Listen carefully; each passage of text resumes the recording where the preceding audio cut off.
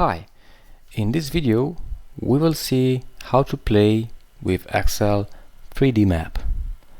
3D map, it's a great option, one of my favorite from Excel.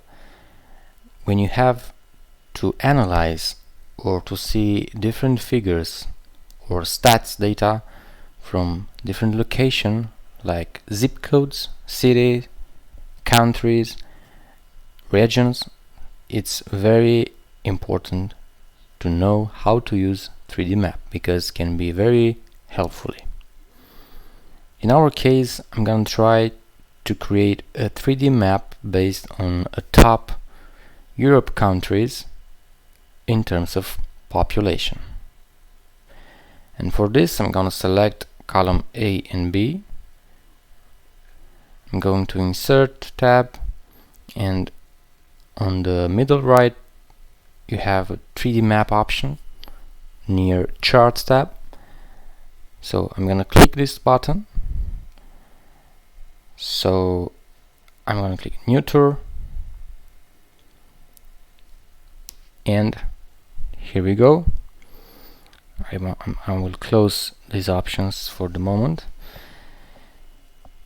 because in our case we don't have a video to create or many scenes. We just want to create a map, so we will focus on these options.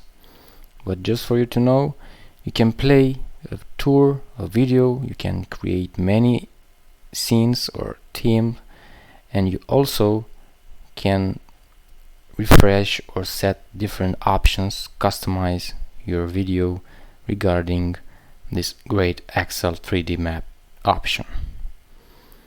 For the moment, as you can see, if we click on the map and hold the mouse, you can drag and move the map and go where you want to see more details. You can zoom in, again rotate up, down or left, right, and also zoom out.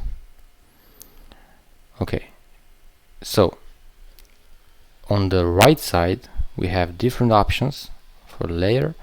We have data, we have the visualization, column, bubbles, heat map or region visualization. For the moment, let's change to flat map to be more easy to read, and let's show the labels so we can see for the moment the countries. And let's try to go on Europe, because we have the top Europe countries in terms of population. And here on the location, I'm gonna insert the country, and then into height I'm gonna insert the population. Now if I will zoom in, you will see that Excel insert some stacked columns onto each country from Europe that it's on our list. But for us it's very hard to read.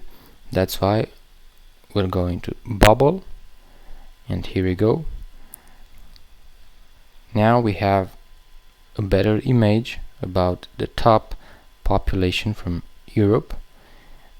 The bubble gives us the size of the country in terms of population. So let's try to format a little bit. In the layer option we can change the color to make it more readable. Let's keep more easy blue. Okay, and let's give it more opacity like this.